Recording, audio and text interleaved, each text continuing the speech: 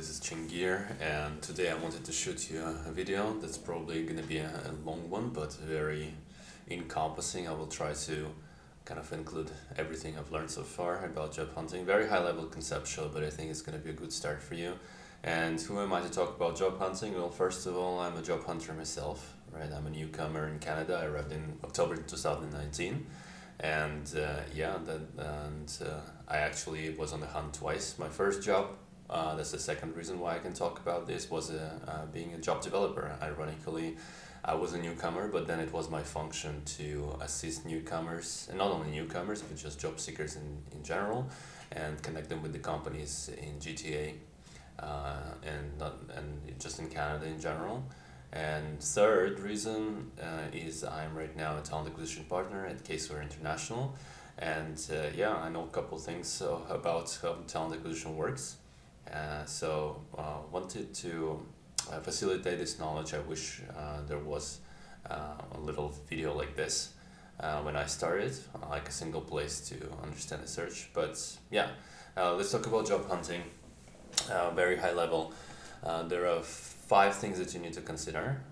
First of all, understand the system, how hiring works, how talent acquisition works, how recruitment works, how job hunting is different from the country you came from. If you're a newcomer, maybe not. Self-inventory, understanding who you are, what are your strengths, what are your capabilities. Preparation, what do you need to prepare, lay the foundation for your job search. And priority management, how to allocate your time towards what things you need to, where do you need to invest more, and of course different support systems that you can create for yourself. So first is understanding the system, right? There are three concepts here. You need to understand how hiring managers go about hiring overall, how TAP, that's me, talent acquisition partners, work and operate, and what's essentially the difference between agency recruiter and talent acquisition partner. So first things first, how hiring manager go about hiring. So imagine you're a hiring manager and you was the first thing, where the job starts, you have a need, right? I don't know, whatever the need. You have the person left on your team and you have a skill gap and you have a burning project, right? And just it's a natural growth, organic growth in your team. You need more people to get the job done, right? What's the first thought that occurs in your head? The first thought will be, do I know anyone, right? And this is why you're going to be looking through your personal network. Maybe you work with someone. All hiring managers, you need to understand, are working as speaking in the language of risk, right? How do I minimize the risk in hiring? And minimum risk is maximum information, right? The more information I have, the less is the risk. The more information I have about the person, do I have testimonials from other people, the evidence of how the person works, of the quality of the work they can deliver.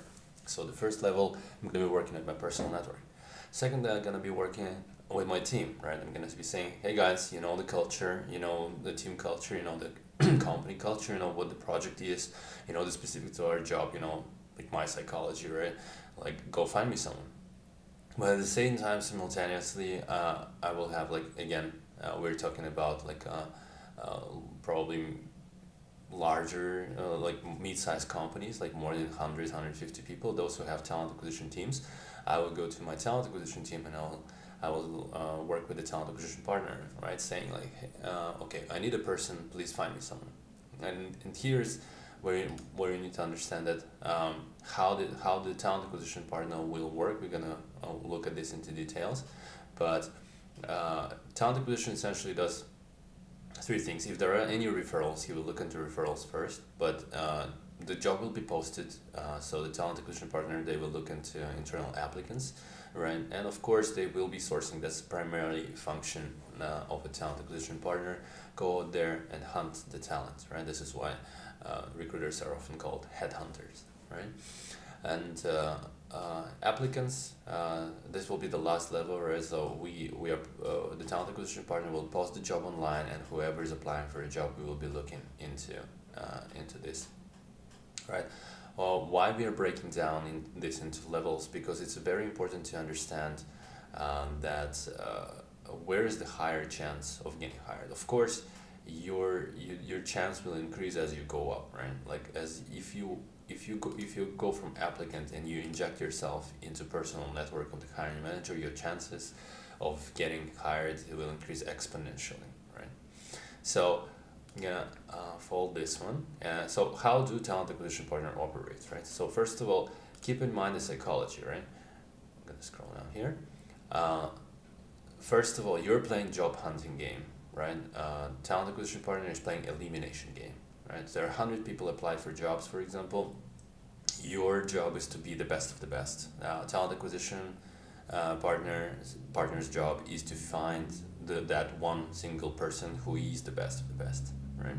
So job hunting versus elimination game. Secondly, A players don't look for jobs; they look for career moves, right? So your job again is to be that A player. If you work with again, the psychology here is the psychology is really different, right? A players, the best of the best, who have the skills, who have the reputation, who have all the qualities and traits, the foundational skills. They don't look for jobs. They don't need to, right? Whenever they are on the market, they have lots of offers, right? Lots of different opportunities.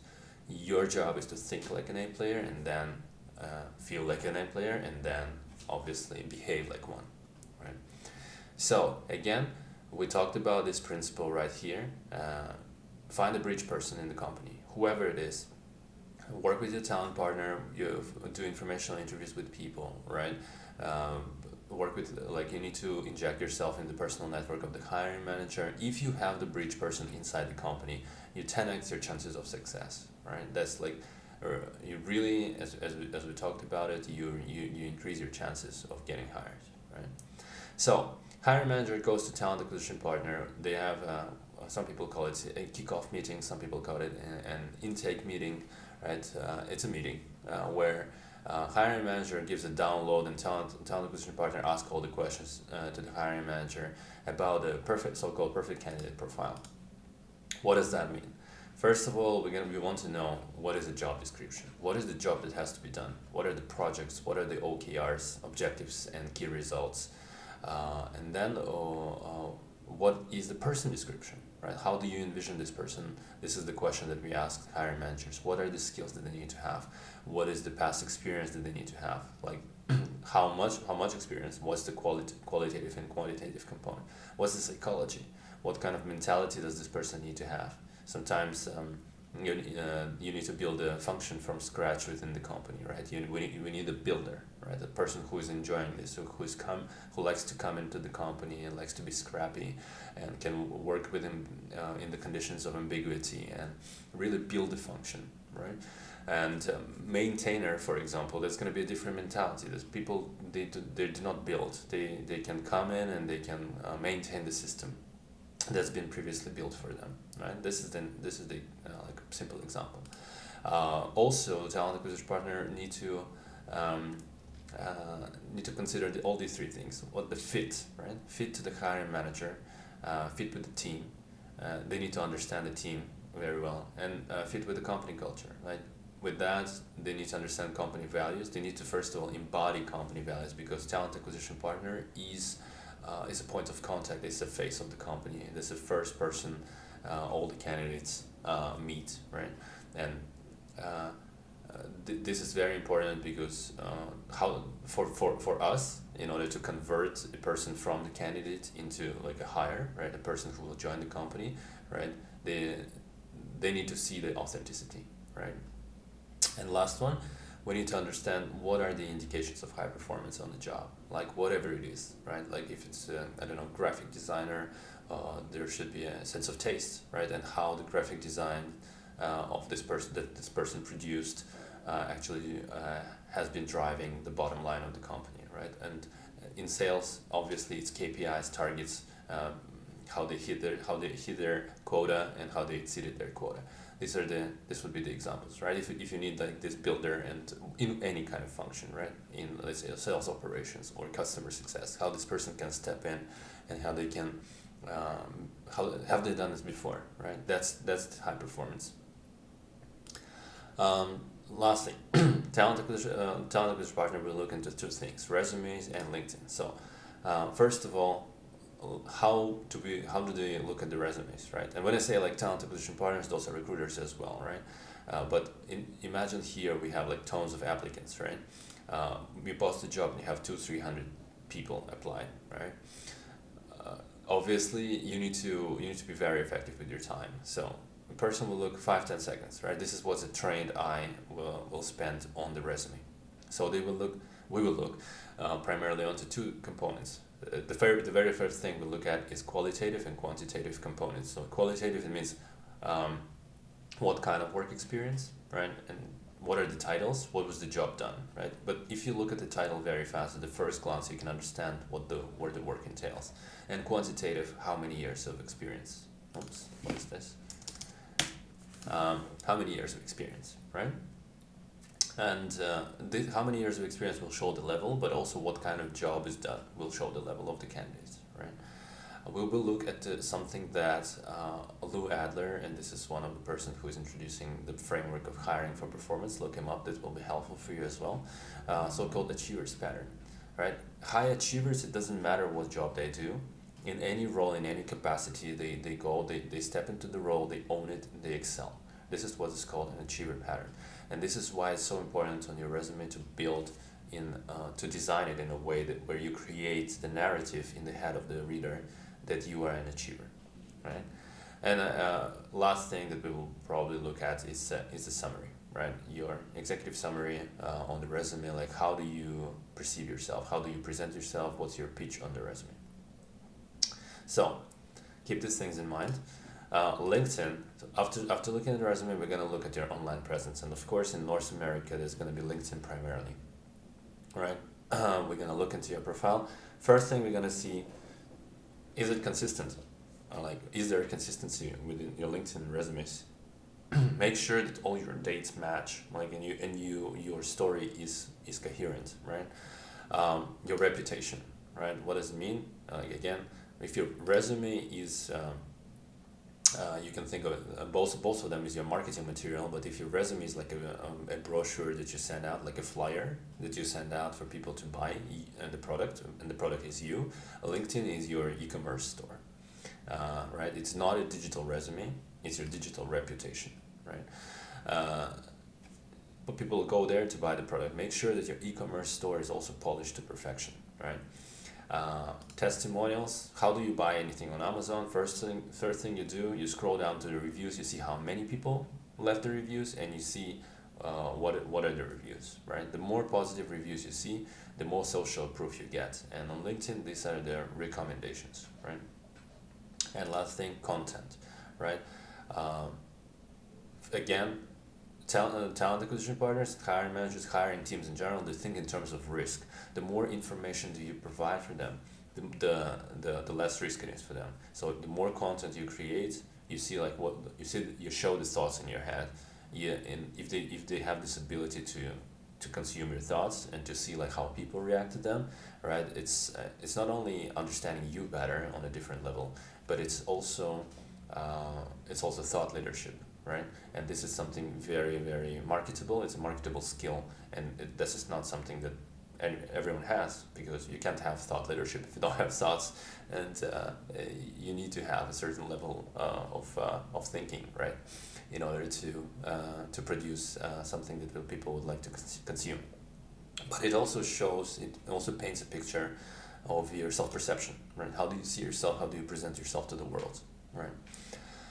Lastly, excuse me, understand what's the difference between an agency recruiter and a talent acquisition partner, right? And there are three major things, right? It's how they're being compensated, how they think, and like the depths, I would say. So first of all, agency recruiter works for commission, right? For example, they place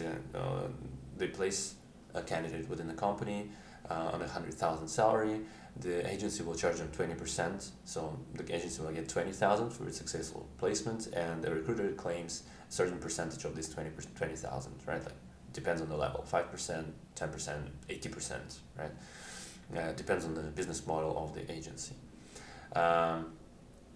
Talent acquisition partner, they do not work on commission. They normally work on salary. It doesn't matter how they place people, but they're gonna have a base salary and they have an annual bonus in the end depending on their performance. Right, that's the difference. Recruiter will see you more as a money. They're more like leaning towards a placement into, and because they don't place, they don't get paid, right? Talent acquisition partner, like there is a little bit more kind of flexibility in that sense, more stability in that sense as well, right? So next one, thinking retention, right? For them, for agency recruited, successful placement is like per their agreement with the company, would be like passing the probation. If the person passes the probation, they consider it to be successful, right?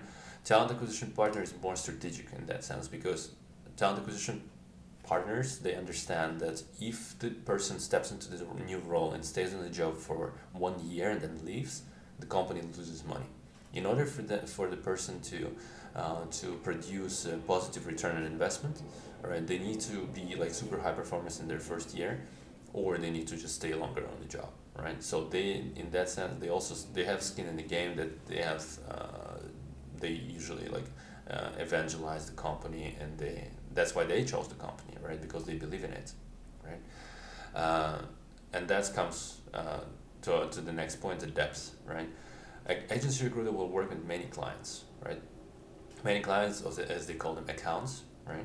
And talent acquisition partner works for one client, one company. So they need to understand this company in depth. What are the different departments, different teams, different hiring managers, different functions, right? They have this leverage, and they have this leverage of exposure, right? They can spend way more time with teams and understand team dynamics, understand the hiring managers, understand what exactly they need. They are obviously understanding the culture, right? Agency recruiter, they normally would have less depth but more breadth, because they work with many clients. They can take one candidate and try to place it in many different companies. So this is what's about the first section, understanding the system. So self-inventory, what does that mean? Before you even go to job hunting, right? Understand what you're selling, right? You cannot go out there and find your ideal client if you don't understand what you're selling. So your vision is, and this is like kind of a coaching framework, but something we use in coaching, but this is something you can utilize yourself for self-coaching, right? Where you assess where you're right now, what's your current state, and what is your future vision, what is your desired state. That translates into long-term goal and short-term goal.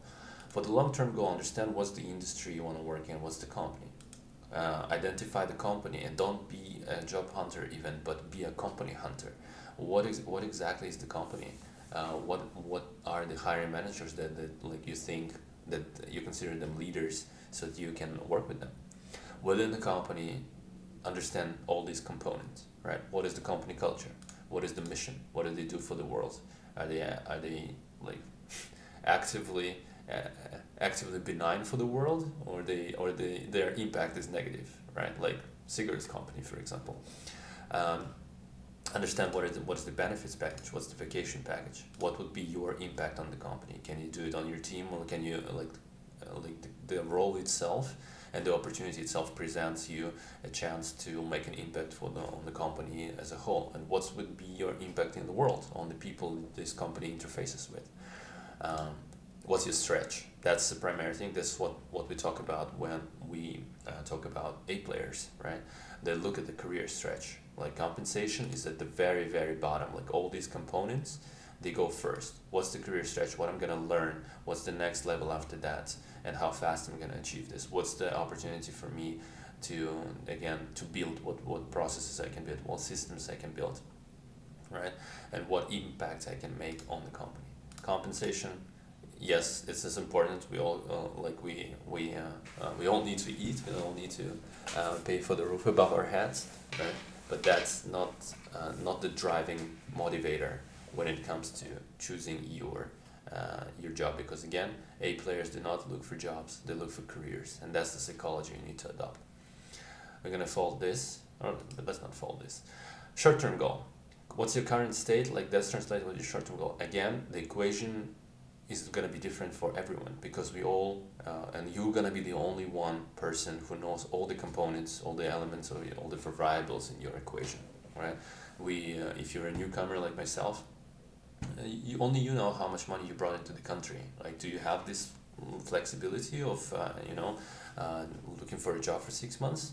Yeah, and like really get the job that you want, or you need to get this income coming, money coming in as soon as possible, right?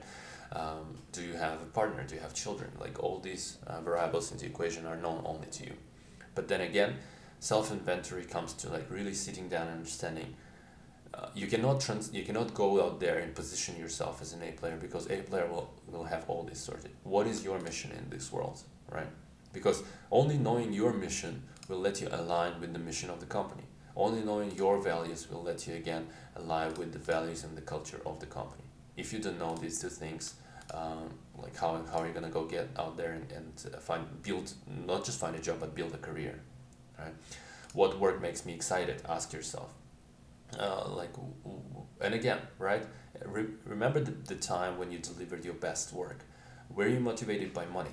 And chances are like no, like money were important at that time, but when you were doing your best work, delivered your best results, you didn't think money. You thought something else, right? And you were driven by something else. This is your intrinsic motivation, right?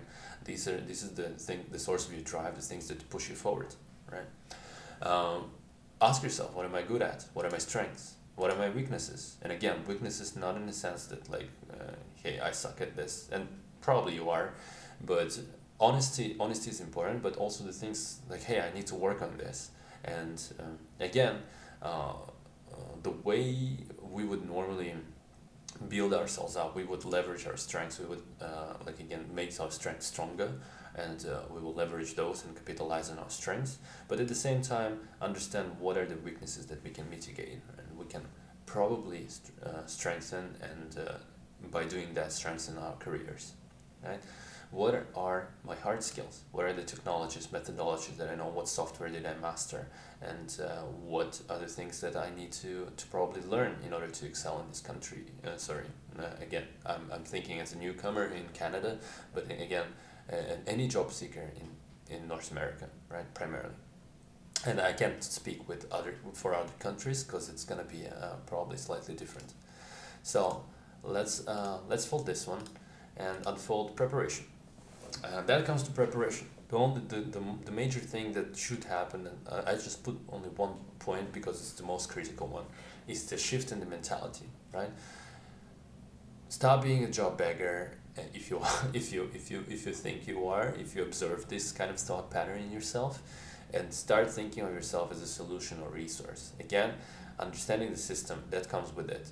Imagine you're a hiring manager, you have a team and you have a skill gap, you don't have a person performing the job, your project is burning, your executives are putting pressure on you, you have a problem.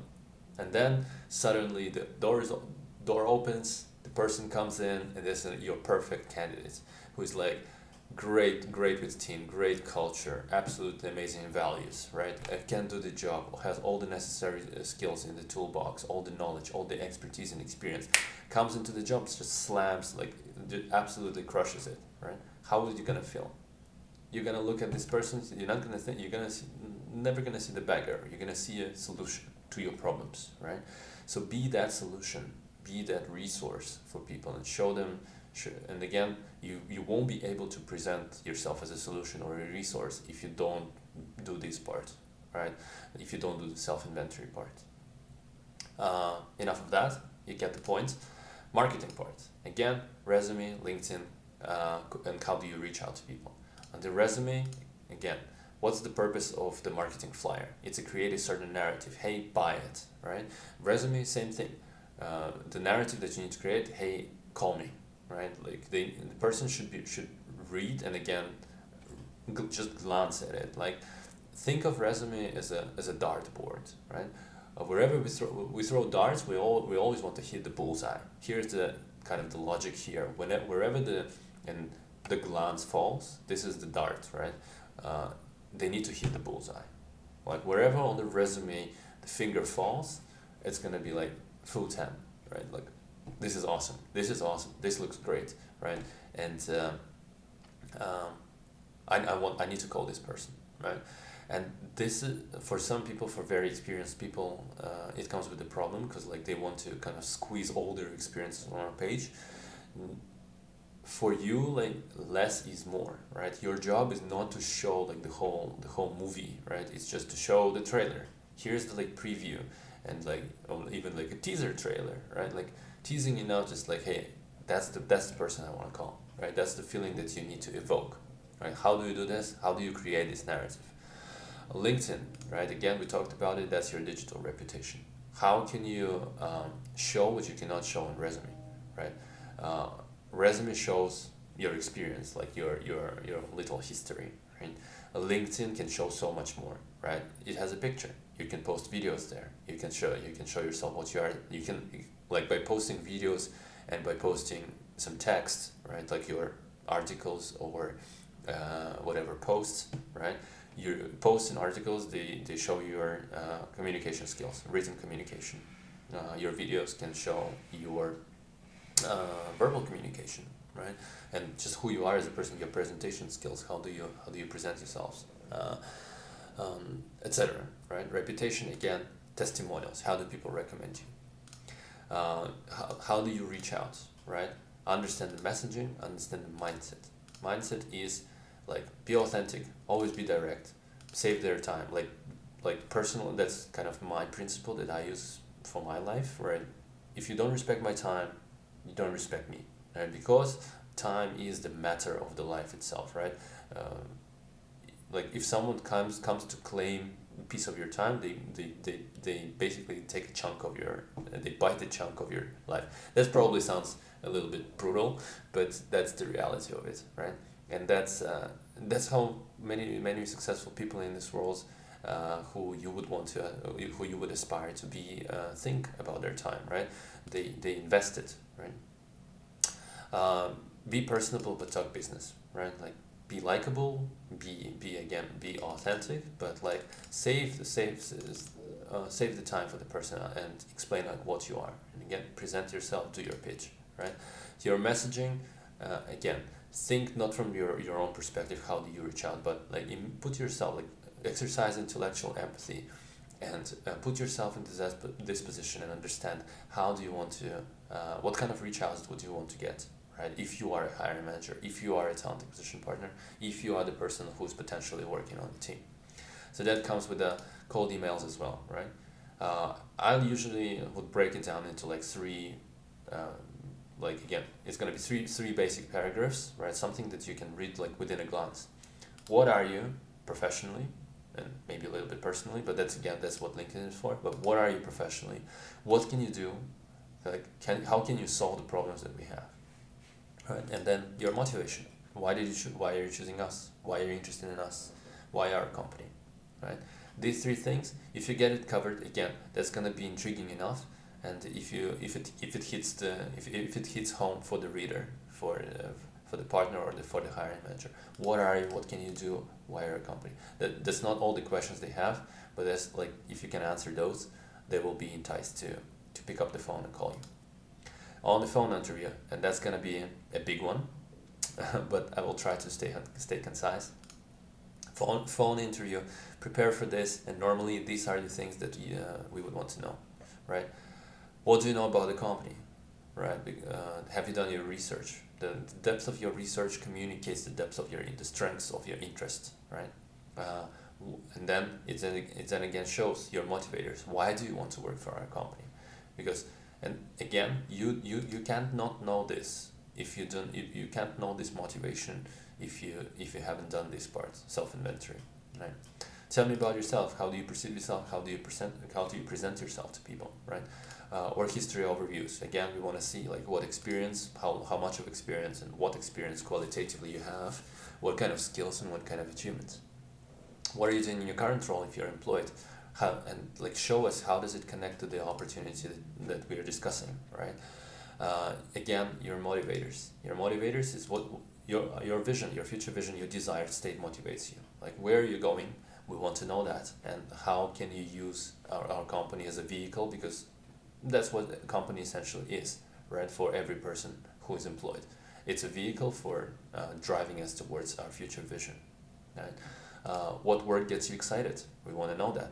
What are your motivators? Like, understand like why you're doing. Some people are motivated by I don't know, fear of being mediocrity or fear of failure, right? Some people are motivated by growth, by learning, by their own curiosity or innate inquisitiveness. But we want to know what drives you, right? What do you want to get from this job, right?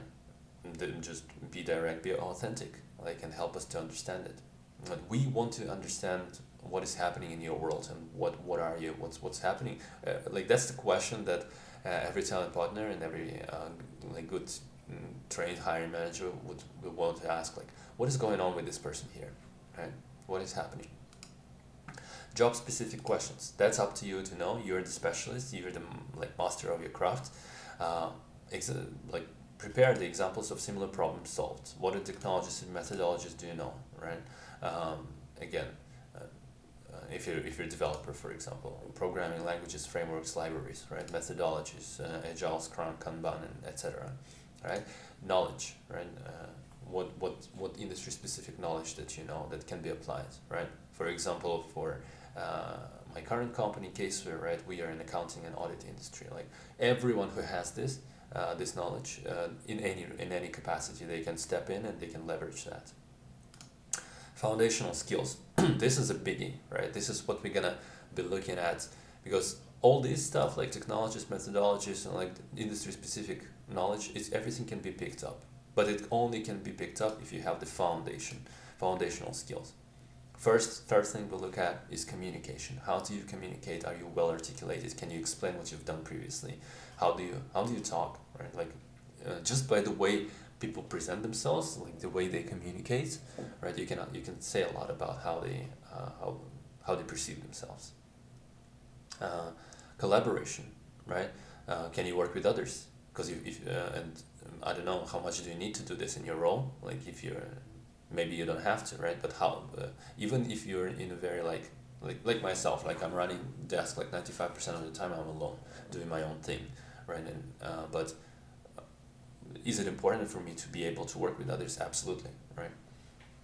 Uh, Again, I don't know how cross-functional your role is. Look at this: learnability, adaptability. For every person, like, it doesn't matter. Like, you, again, we talked about it. Every person, every A player who steps into the role, for everyone, it's a career stretch. And it doesn't matter. It's it's a customer service, sales, marketing, or like even an executive team. It's gonna be a learning curve. You need to understand the industry. You need to understand the business. You need to understand what are the problems. You need to understand the team, right? And how they were battling the problem before, solving the problem before, and how you can contribute. It's a learning curve. How fast can you learn? How fast can you adapt? And if it's a what kind of environment is that? If it's a startup, it's adaptation every day, right? Like, you need to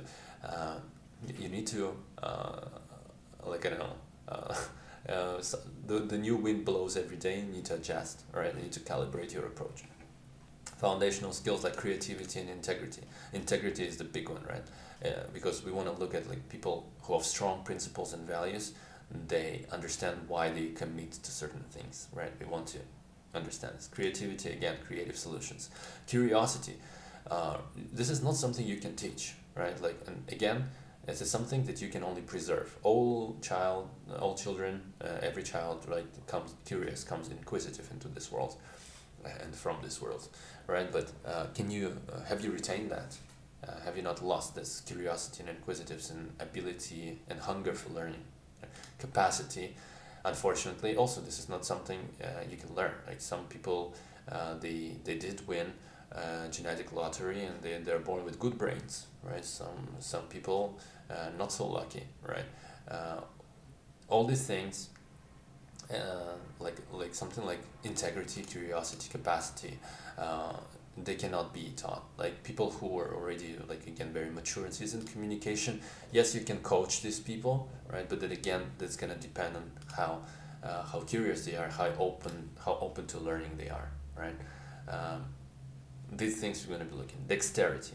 Dexterity, something that I break down into two components, is resourcefulness and craftsman's mindset. Resourcefulness, again, being ability to go and solve the problem with minimum guidance, minimum tools and equipment, and can you go find your own answers for the problem, right? And then again, for this, to expose this, you will need to have examples. How have you been resourceful in your previous roles? What kind of problems you solved very creatively, right? And the second one, craftsman's mindset. Do you consider your profession as a craft, right? And because if you are on the path of mastery, and this is what we want. These people who consider their job a craft, like they always excel, right? They never stop because they're not motivated by any external stuff, like even compensation, right? They're motivated by excelling, becoming the best, and understand, like, aspiring for that perfection that is unachievable in a sense, but still it's like their green light, their northern star in the ahead of them. Salary expectations. Be prepared to answer these questions, right? Understand that every role has certain budget, right? Every company has their own compensation philosophy, right? So budget, there is a hard cap on, like, it could be hard cap, or they couldn't be, like, there is some flexibility, there is a wiggle room for negotiation. Compensation philosophy, how does this company operate? What are their internal philosophy and guidelines about, like, whenever they need to make a compensation decision? Do your own market research, understand what's going on right now with the market, like talk to as many people as you can in your profession, and understand, like, what different levels pay: entry level, developing level, career level, expert, advanced level, expert level, principal level, right? What kind of range would you get in different size of companies, in different levels, different levels of experience, right? Your personal equation, understand that, right? And what I mean by that is, understand what's the lifestyle that you want to have, and again, self-inventory. What salary can you actually claim, right? Do you have enough experience and skills to claim this high salary, right? But also, what is the amount of money that you need to maintain your lifestyle, whatever it is. So this is salary expectations, and of course, your questions. Again, we talked about it. Depth of your research communicates the strengths of your interest. What questions can you ask? Ask about the culture. Ask about the values of the company. How do you live your values? What challenges did you have this year? Like COVID, we already as of now, like, we've been already 2 years in this pandemic, right? Like, every company faced and dealt with it in a different way, right? What challenges and what other challenges they have and how they solved it. How did the company protect its people in the face of these challenges? Understand the role, right? What are the OKRs, again, objectives and key results in this role? What is the 30, 60, 90? What is success like 6 months on the job, 12 months on the job, right? What is the team dynamic? What is the hiring manager style, right? And what is the perfect candidate profile for the role? They like, both talent acquisition partner and the hiring team, they will be happy to communicate this, right? What do you see? And then, would that be, like, if you ask this, you can ask the next question, right? Like something like, now that you know me and we've met, like, what reservations do you have, right? And I'll just fix it as we go, right? But if you ask this question on the interview, you will be able to address all these reservations. Say, like, yeah, I don't have this experience, but I have this. If I don't have this tool, but I can learn it, and I've worked with previously I worked with something similar, right? You can address this on the fly. So this is it. This is the prep work. So priority management, very, very simple, right? When I say priority management, it's pretty much calendar management, right? How do you, like, when you're working, like, you use whatever calendar, Google Calendar, Outlook, right? You block time for everything, right? And I don't want to say, like, when you're job hunting, your full-time job is to job hunt. No, not at all, right?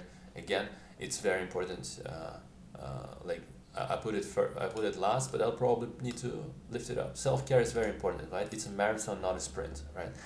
It can take, again, different time for everyone. It can take couple weeks, right? Or it can take up to 6 months, right? It's all gonna depend on your skills, on the what's happening with the market. Like the time right now, for example, is December, January. Like all the companies, they're hibernating, right? And everything will be kind of opening up in the new year only, right? This kind of phase is normal, but still, regardless, right? How do you manage your time? Like invest into these 5 blocks. Again, don't forget self-care. Self-care is important. If you don't care of yourself, you don't have energy for anything else.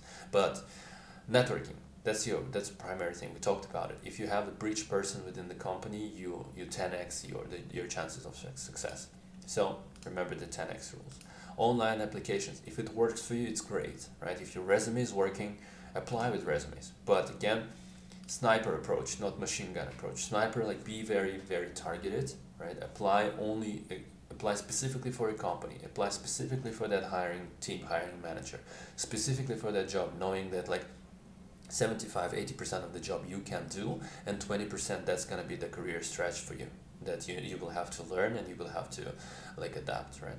Not machine gun approach, right? Spamming your resumes doesn't work, because again you fall into this pool of applicants, and this is why talent acquisition partners, they're going to be reluctant looking into applicants, because what's the probability of finding high quality candidate among the applicants? It's lower than the hunting approach, than the sourcing approach for us. Why? Because there's so many people who have this machine gun approach or spaghetti approach, like throwing spaghetti to the wall and seeing what sticks. It's not going to stick, right? Because there are trained teams in place, right? Like talent acquisition teams in place. Our sole purpose is to filter off people. We are playing the elimination game. Polish your marketing. Constantly iterate, like block your time to constantly iterate on your resume and LinkedIn. Again, resume to make it more targeted and to go to this sniper approach, and LinkedIn, again, in order to create this coherent narrative in the mind of the person who's discovering you, right? First rule of marketing: in order for idea to propagate, it has to be placed into the benign environment where it can propagate. Same idea here. In order for someone to find you, you need to be discoverable, right? That's quite simple, right? Make yourself discoverable. Open the incognito tab in Google and type your name, right? If your first 2 pages are not covered with like all the leads all the links that lead towards your profile, this is something to think about it, definitely. Hashtag food for thought. Upskilling, again, of course it's education focused primarily, right? You're adding skills to your toolbox, but what you're doing secondly, right? It's you're by learning a certain skill, right? You have an ability like to be very genuine and put these keywords both on your resume and your LinkedIn. When you do it on LinkedIn, you're optimizing for the crawler, right? So whatever, like you're working on your PMP, like project management certification, or CPA, right? It's accounting certification. Once you get it, you can put it everywhere, and people, or even any kind of technology, right? Like let's say this one, like a mind mapping tool, right? I can put it right now on both resume and LinkedIn and say like, hey, I know how to do mind maps, right? It's not that complicated, but the person who is looking for this, they will find me, right? They will understand that I'm that person who has this skill. Whatever the implication is for you, right? Think about it. How can you educate yourself and upskill yourself and invest time in your own education? And again, like put it on a resume. Mindmap is not the skill that I'm developing here. I'm developing the skill of content creation. I want to create meaningful videos that will impact people at scale, right? And that's the skill that probably in the future will be marketable. Lastly, support systems. This is especially important if you're a newcomer in Canada, but again, like if you're just a job seeker, and if you're entering a new market, understand what kind of support systems you can build for yourself.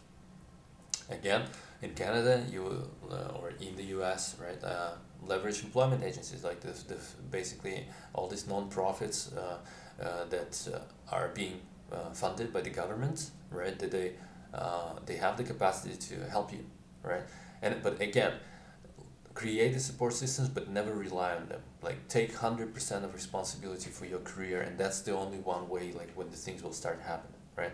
Do not never relinquish your own power and put it in the hands of people who are not invested. Again, if you think about it, right? Who wants the job more than you? Well, nobody, right? Like you are the only one person who is 100% invested in your own success. Again, but employment agencies, they have, for example, in Canada, in Toronto, right, they have job coaches, they have employment counselors, whatever they call them, right? They have what I was before, a job developer, right? This is the person who can actually do the sales part for you, who gonna cold call, present themselves within the company, have the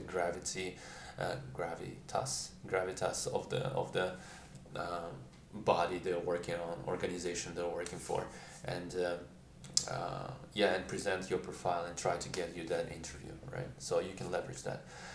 Leverage recruiters, right? Build your network. Recruiters should know you. If you're a great talent, again, for them, if you're a great talent, they can place. It's money, right? Work with them.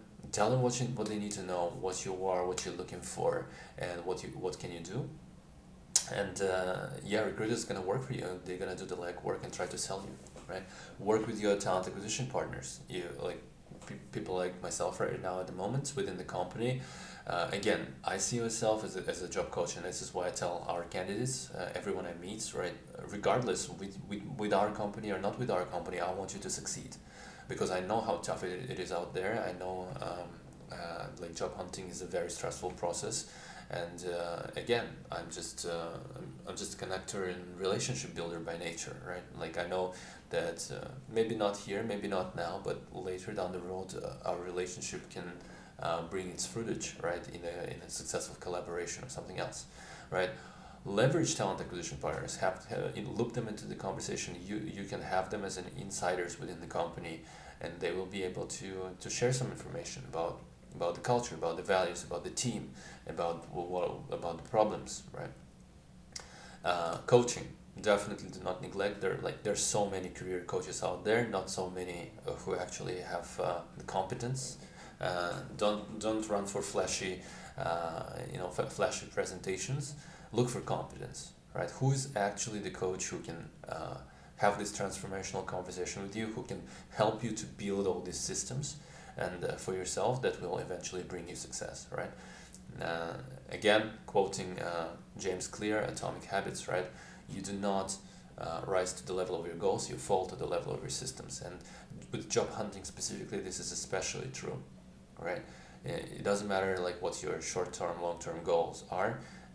It's great to know them. It's good that you have them. But if all the system sucks, right, you're gonna be it's gonna create hindrance for you. Content creators, like fill your mind, like absorb constantly information that will help you to excel, right? With everything, with communication, interview skills, resume skills, LinkedIn skills. I put some words, some names for you. This would be like a good starting point. Richard Bowes, the author of the book "What Color Is Your Parachute?" The book is so successful. It's been reiterating on the annual basis for I don't know how many years, more than 20 years, probably. Every version, read the 2021 version, and all these LinkedIn influencers I personally follow, and I love the content that they create. Austin Belsick, Madeline Mann, she has a great YouTube channel, lots of stuff. Those two, they have great collaborations together. Adam Broda creates amazing posts, right? Like if you just read all his posts and you get this book, 90% of what you need is probably covered, right? Amy Miller, amazing person. I love her energy, love her content. She will explain a lot how the talent partner works, right? How the recruiter works, because she worked for the FANG companies, and